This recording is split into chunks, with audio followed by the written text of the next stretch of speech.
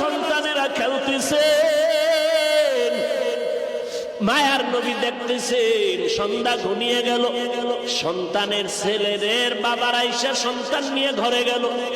মা নবী আমার মায়ার নবী ডানে তাকায় বামে তাকায়, বাবারে তালাশ করে, বাবারে দেখে না। আমেনা দৌড়াইয়া গিয়ে কয়, দেখছুনি আমার সন্তান মোহাম্মদের? কয়, দেখি নাই, তবে একটা বাচ্চা দেখলাম। বাবারে তালাশ করে আর চোখের পানি ছেড়ে কান্না করে। মা আমেনা দৌড়াইয়া মায়ার নবীর কোলের মধ্যে জড়াইয়া বলে, চল বাবা। নবী কয়, মা বলো আমার বাবায় কই? অন্য সন্তানেরা বাবার কোলে উঠলে আমি তো দেখলাম না। মা আমেনা কান্না করে কয়, সন্তান তোমার বাবা তুমি দুনিয়াতে আসার আগে বিদায় হয়ে গেছে। নবী আমার কান্না করে, মা চলো বাবার কবর কই? বাবার কবরের কিনারায় গিয়ে সালাম জানাবো। দাদা আব্দুল মুত্তালিবের অনুমতি নিয়া বাবার কবর দেখতে নবী আমার রওয়ানা, মা সাথে আর উম্মে আয়মান দাসী সহ রওয়ানা। কবরের কিনারায় গিয়ে আমেনা কয়, ওই গাছের নিচে তোর বাবার কবর। মায়ার নবী লাফ দিয়ে কবরের কিনারায় গিয়া চোখের পানি ছেড়ে হাউমাউ করে কান্না করে।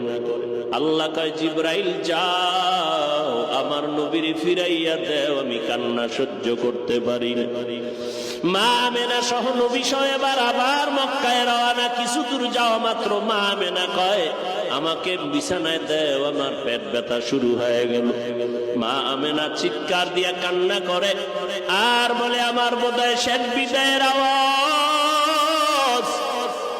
মায়ার নবীর ডেকে বলে, রে মুহাম্মদ আর বুঝি মাকে সুস্থভাবে দেখতে পারবা না? মন ভরে দেখে নাও, মনের মতো মা বলে ডেকে নাও, আর ডাকতে পারবা না।